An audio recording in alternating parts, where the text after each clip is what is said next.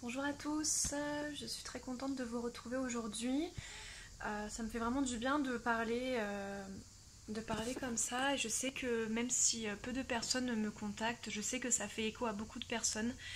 Et je sais que ça peut peut-être aider certaines personnes. Donc voilà, je me dis qu'il faut que je continue à faire ces vidéos.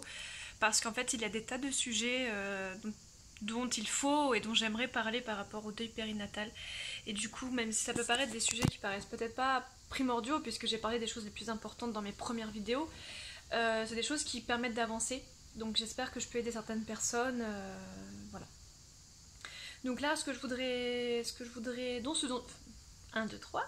Ce dont je voudrais vous parler aujourd'hui, c'est en fait de la difficulté d'arriver à se projeter à nouveau avec un enfant futur, un enfant qui n'aura rien à voir avec le premier enfant et tout ce qu'on avait prévu pour un premier enfant devra être complètement revu pour ne pas justement faire de schéma de remplacement et ne pas faire de projection en fait, voilà, vraiment arriver à se dire que c'est un autre enfant.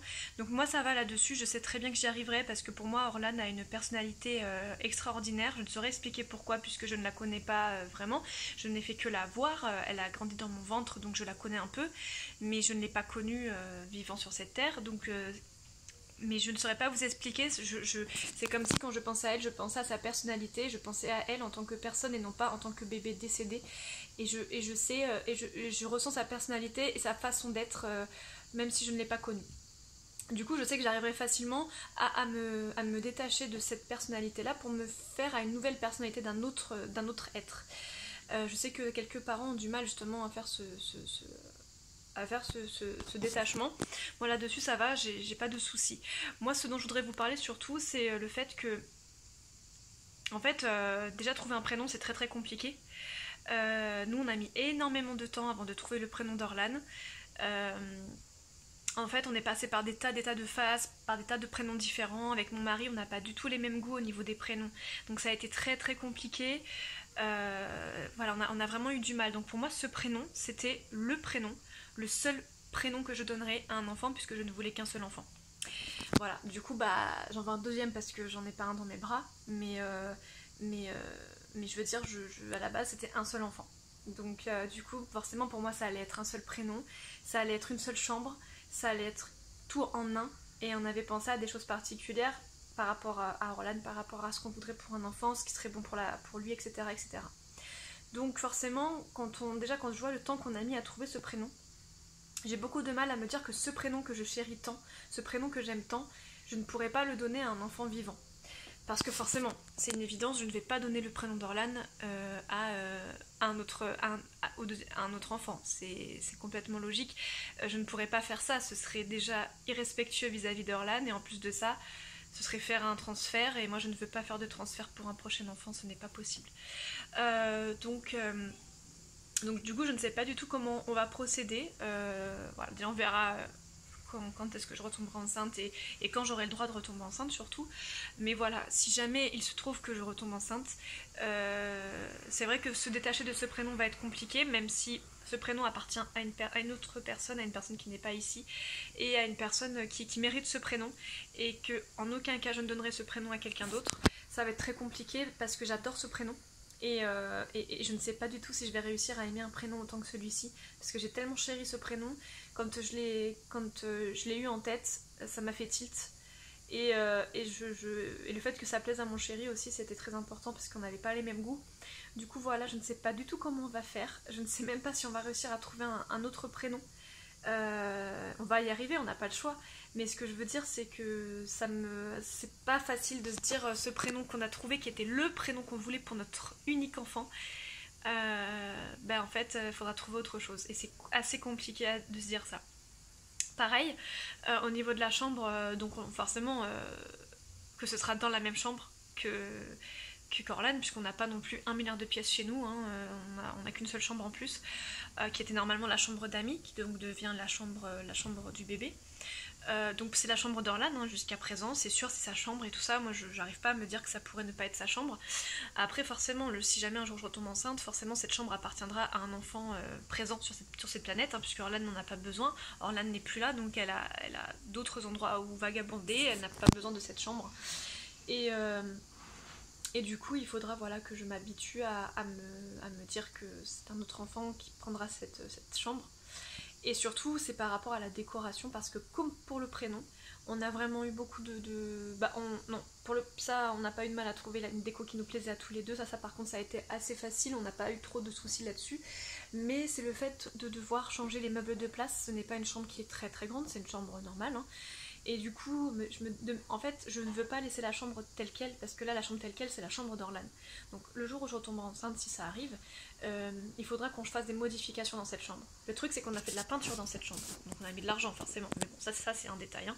On a fait une décoration particulière, on a mis les meubles d'une façon particulière. Donc là, il va falloir qu'on repense tout pour que ce soit la chambre de quelqu'un d'autre, pour justement, pareil, ne pas faire un transfert et réussir à s'imaginer que c'est bien la chambre d'une autre personne. Donc ça, c'est des choses qui me paraissent compliquées à l'heure actuelle, hein. Je vous avoue que je me vois pas... là, à l'heure actuelle, je me vois pas du tout changer la chambre... Enfin, j'ai envie d'enlever des choses, mais changer les meubles de place, etc., ça me paraît compliqué parce que j'imagine pas la chambre autrement. Donc peut-être que si jamais un jour je retombe enceinte, peut-être que j'arriverai à imaginer la chambre autrement, à imaginer un autre bébé dedans. Pour l'instant, c'est encore très compliqué. Mais voilà, il faut faire face à toutes ces choses-là. Pareil aussi, une chose que je me dis, c'est que quand je vais retomber enceinte, les gens ils vont me dire « Ah, c'est votre premier et tout ». Bah non, c'est pas mon premier. « Ah bon, bah il est où votre autre enfant ?» Mais il n'est pas là. Il n'est pas là, voilà. Je n'ai pas eu la chance malheureusement de la rencontrer. Donc c'est plein de petites choses comme ça où il faut quand même se préparer à tout ça. Je me suis aussi préparée psychologiquement et physiquement, puisque je fais très attention à ma ligne. Je vais voir le kiné, je fais des abdos tous les jours, je fais le maximum de sport possible quand je travaille pas. Que ce soit aller nager, que ce soit marcher, courir, faire du stepper, j'essaie d'en faire le maximum. C'est pas toujours évident parce que j'ai beaucoup de travail en ce moment, mais j'essaye énormément. Et du coup, je me suis préparée psychologiquement et physiquement à me dire que une grossesse, ton corps change, mais alors 2 grossesses, ton corps change encore plus, parce que ton corps il doit se remettre de deux grossesses. Donc du coup, je sais que ça c'est quelque chose qui déjà à la base m'embêtait beaucoup, de me dire que le corps change après une grossesse. Et parce que moi voilà, comme je vous disais, j'ai beaucoup de mal avec le fait de ne pas retrouver la ligne et le fait d'être grosse. Ça c'est quelque chose qui n'est pas possible pour moi. Pas que je veux, pas que enfin ça c'est juste pour moi, hein. Les personnes qui ont des formes, qui sont rondes ou qui sont grosses, ça ne me dérange absolument pas. C'est moi-même, je ne me supporte pas avec des rondeurs. C'est que ça a toujours été comme ça. Donc du coup, c'est vrai que j'ai cette appréhension après une grossesse sans enfant. On a le temps de prendre soin de soi, on a le temps de faire du kiné, on a le temps de faire du sport. Donc ma ligne là, elle revient au fur et à mesure. Mais je me dis, après une deuxième grossesse, donc 2 grossesses, mon corps déjà il va avoir du mal à se remettre. Mais en plus, j'aurai un bébé dans les bras que je vais allaiter, dont je vais m'occuper. Donc j'aurai pas le temps de faire du sport, en tout cas pas trop. J'aurai moins le temps de m'occuper de moi, je risque de... Donc voilà, ça peut paraître complètement superficiel, je vous l'accorde. Moi-même, quand je vous parle, je me dis, mon Dieu, mais comment tu peux dire ça alors que tu es en train de parler de donner la vie, de faire un geste magnifique, d'avoir un bébé avec ton mari, de kiffer la vie avec un enfant. Comment tu peux oser dire ça? Mais... être maman, d'accord, mais être femme, c'est important aussi. S'aimer un minimum, c'est important. Être toujours désirable aux yeux de son mari ou de son copain, c'est important. Donc non, je trouve pas ça superficiel, parce que le corps est le reflet aussi de beaucoup de choses. Et puis voilà, moi j'ai toujours eu une personnalité comme ça, et si je ne m'aime pas en ayant des rondeurs, je ne pourrais pas vivre convenablement. Donc voilà, donc c'est des petites choses comme ça où des fois je me dis, est-ce que c'est vraiment raisonnable, faire un deuxième enfant et puis bon, la peur, bien sûr, la peur d'être maman une deuxième fois, peut-être que ça va encore mal se passer, je sais pas. J'ai tellement eu une grossesse parfaite, c'était vraiment la faute à pas de chance, et je me dis, voilà, je me pose un milliard de questions en fait, et c'est compliqué. Je me dis, est-ce que tu fais bien d'envisager un deuxième enfant? Est-ce que ce serait pas une bêtise? Est-ce que tu t'en remettrais si jamais ça t'arrivait à nouveau?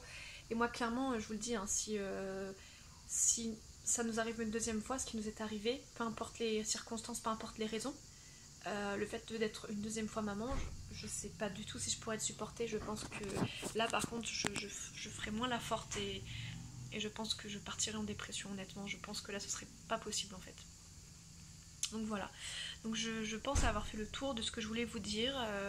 Je pense que ça parlera beaucoup de mamange et de papange et voilà, et je vais bientôt aller voir le film et je choisis de vivre.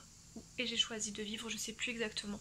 Je vais le voir bientôt et je vous ferai une petite vidéo par rapport au visionnage de ce film qui traite d'une maman qui a perdu son enfant et qui du coup fait le tour de la France pour parler à d'autres paranges. Et en fait ça lui permet de faire le deuil et de... Voilà, ça lui permet de parler avec d'autres personnes, etc. Donc je l'ai pas vu, donc je peux pas encore vous en parler. Mais je sens qu'il est nécessaire que j'aille le voir. Je sais que ça va être très dur émotionnellement parlant. Je sais que je vais beaucoup pleurer.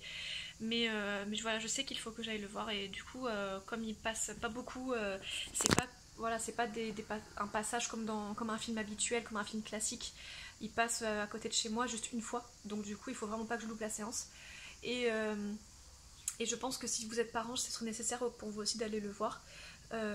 Parce que si ça peut vous aider à avoir les clés pour avancer et si ça peut juste vous faire pleurer un bon coup et vous soulager, je pense que ça peut vous faire du bien. Voilà, je vais vous laisser et puis je vous fais la vidéo dans quelques jours par rapport au film que je vais aller voir dans quelques jours. Voilà, je vous fais des bisous, à bientôt.